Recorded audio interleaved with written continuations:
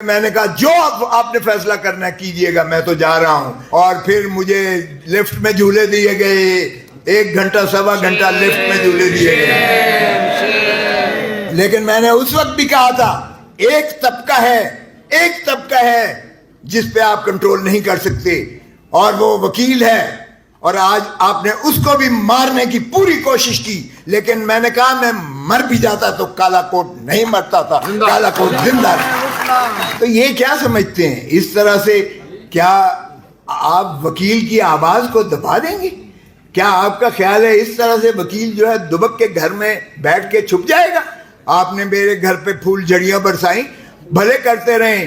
آپ نے یہ کیا، اس کے بعد جو کچھ ہوا میری موجودگی میں، جس طرح سے ایک 75 سال کے شخص کو، جس کو ہائی کورٹ کہہ رہی ہے کہ اس کو حفاظت سے گھر پہنچا کے آؤ، ڈی آئی جی کی ڈیوٹی لگائی گئی، ایس پی کی ڈیوٹی لگائی گئی، ان کو بھیجا گیا، اسے گھر کے باہر سے اس کو اٹھایا ڈی آئی جی کی موجودگی میں، ایس پی کی موجودگی میں، جنہوں نے منڈا سے مارے ہوئے تھے، اور پولیس والے ساتھ جو ہے شیشہ کھڑکی کھول کر ان کو فیسیلیٹیٹ کر رہے ہیں ڈی آئی جی، جن کو ہائی کورٹ نے حکم دیا تھا. یہ ہے ہمارا کیا اس نہج پہ ہم پہنچ گئے کہ ہم عدالت عالیہ کے ان احکامات کو اس طرح ہوا میں بکھیر کر پھینکیں گے، اور یہ سمجھتے ہیں کہ یہ قوم اور یہ عوام جو ہے یہ اندھے ہیں؟ کیا یہ گونگے ہیں؟ کیا یہ بہرے ہیں؟ کیا ان کو کوئی شعور عقل نہیں ہے کہ یہ نہیں سمجھ رہے کیا ہو رہا ہے اس ملک میں؟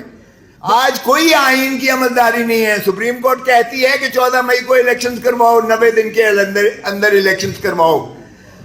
یہ دھتکار کے کنٹمپچوسلی اس کو جو ہے اس کا ڈیفائی کرتے ہیں. میں سپریم کورٹ سے بھی متقاضی ہوں، خدا را آپ جانے والے ہیں، آپ کم از کم اس کی توہین عدالت کا ارتکاب میں آپ 5 اشخاص کو اندر کر دیں. آئندہ کوئی جرت نہیں کرے گا. اس وقت کے وزیر اعظم، اس وقت کے وزیر قانون خزانہ، اس وقت کے وزیر داخلہ، اس وقت کے وزیر دفاع، اور اس وقت کے وزیر قانون، یہ 5 ہیں. ان کو آپ چاہے ٹل دی رائزنگ آف دی کورٹ کر کے ڈسکوالیفائی کر دیں، کسی کو ضرورت نہیں ہوگی آئندہ کوئی ایسا کام کرے گا.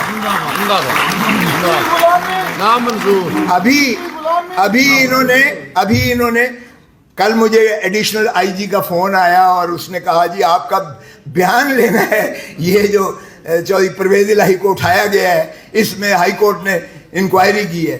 اور میں نے کہا اتنی اوقات ہے پہلے تم یہ تو بتاؤ.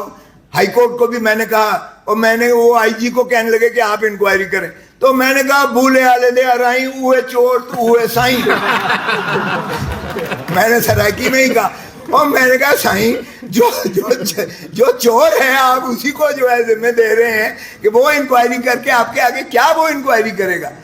ایک دفعہ ہائی کورٹ ان کو سزائیں دے دے، اس ڈی آئی جی کو جو بھیجا گیا تھا اس کو کہ جا کے حفاظت سے گھر پہنچا کے آؤ، اس ایس پی کو جو ساتھ تھا، دونوں ساتھ تھے، ایک، اور اس آئی جی کو جو کہتا ہے مجھے پتہ ہی نہیں ہے وہ چودھری پرویز الہی کہاں ہے.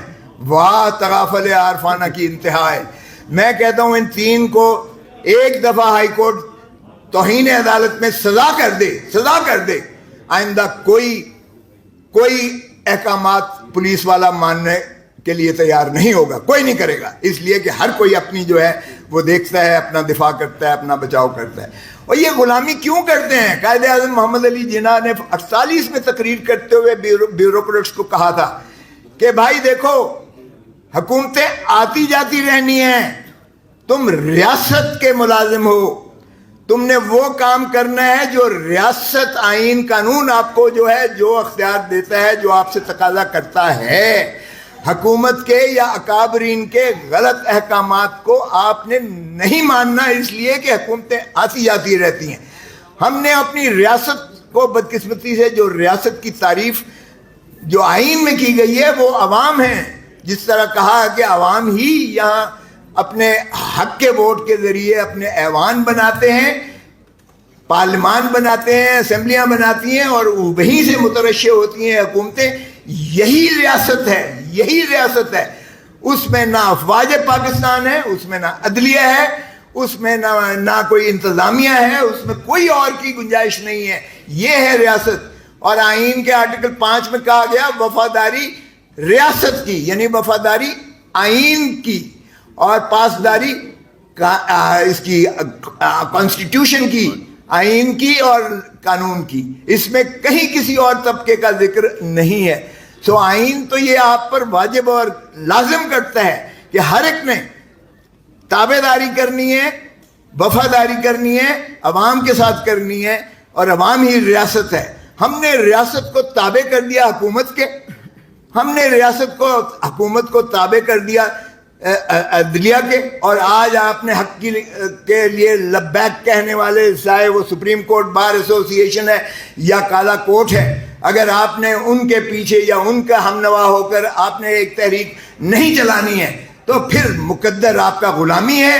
پھر مت کہیے گا کہ یہ کیوں ہو رہا ہے. مجھے احساس ہے کہ آپ کے در و دیوار محفوظ نہیں ہے، آپ کی چادر اور چار دیواری کی پامالی کی جا رہی ہے. آج جو بھی ایک شخص جو ہے اسٹینڈ لیتا ہے، عدالت اس کو بار بار چھوڑتی ہے، مخلصی کرتی ہے، رہا نہیں کیا جاتا. یہ بھی دیکھا ہے ہم نے، مذاق ہو رہا ہے اس ملک کے ساتھ. ایمان مزاری کی بات کی گئی، چھوٹی سی ننھی سی بچی ہے، اس کو پھر جو ہے پکڑ کے اس کو اندر کر دیا گیا ہے، اور بار بار بار بار احکامات عدالتی کی تصدیق ہوا میں اڑایا جاتا ہے. جس طرح ہم نے دیکھا چودھری پرویز الہی کو جس طرح ہو رہا ہے. خان صاحب کی میں آپ کو بتاؤں، میں نے اس کو ملاقات کی اٹک جیل میں، تو مجھے سپرنٹینڈنٹ جیل کہنے لگا جی پہلی دفعہ آئے ہو. میں کہا جی تو جمیا نہیں سے جدوں اس لیے بھی میں آیا تھا کہ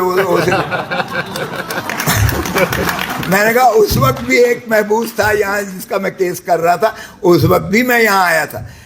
تو یہ دیکھیں خان صاحب نے اس کو سونے نہیں دیتے. یہ ایک جو چھوٹا سا کمرہ ہے جس میں لائٹ اتنی زیادہ ہوتی ہے کہ رات کو ساری رات جو ہے وہ بھمر جو ہوتے ہیں اس پر لائٹ پر آتے ہیں، جو کیا کہتے ہیں ان کو، پروانے، اور جو بھی ہیں وہ ساری رات وہ اس کے کمرے میں ہوتے ہیں، اور دن میں سارے دن میں مکھیاں ہوتی ہیں. تو یہ ایک بندے کی بات نہیں ہو رہی. میں اتفاق سے چونکہ تازہ ہے تو میں مل کے آیا ہوں، تو میں اس لیے آپ کو ان کا حال بتا رہا ہوں.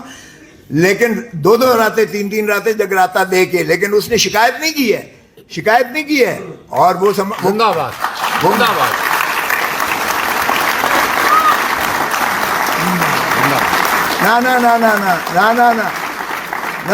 نہ بھٹو نے شکایت کی تھی.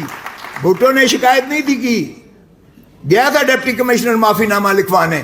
اس نے کہا میرے باپ کا نام، اس نے کہا سر فلاں. میرے دادا کا، اس نے کہا فلاں. اس نے کہا ضیاء الحق کے باپ کا نام، اس نے کہا مجھے نہیں پتا. تو اس نے کہا دیر یو آر. یہ تمہیں جواب، میں معافی مانگوں گا، میں تاریخ میں مر جانا پسند کروں گا، لیکن ایک غاصب ڈکٹیٹر کے آگے معافی نہیں مانگو. تو یہ ایسے بدقسمتی ہماری دیکھیے گا. لیاقت علی کو جناح، قائد اعظم محمد علی جناح آپ دیکھیں، گورنر جنرل آف پاکستان، اس کو ایمبولینس میں لے جاتے ہوئے ٹائر پنکچر ہو جاتا ہے. یہ کیسی مذاق ہے؟